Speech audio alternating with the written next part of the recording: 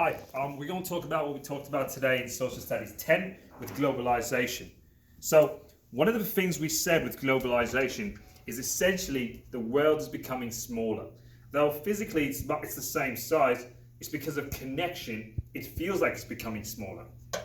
So, globalization is the process by which people become closer and become more and more alike. So, some of the key terms we talked about, some of the key ideas is integration. That's when we welcome minorities into the mainstream. We talked about acculturation, and so acculturation and assimilation are very similar, but the difference is that acculturation is when the minority is changes as a result of contact, but they keep essentially who they are. It's a choice. However, assimilation, similar with the indigenous people, as you guys can see back there, as you know the map, the helmet, don't worry about it, with Aboriginal people, is that with assimilation, it's forced. So acculturation is a choice, assimilation is forced.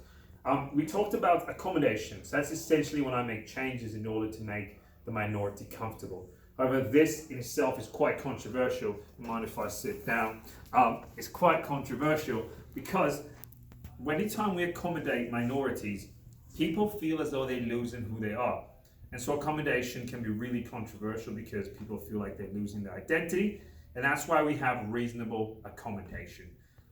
Some of the other key ideas we talked about is marginalization. So marginalization is when this is the group,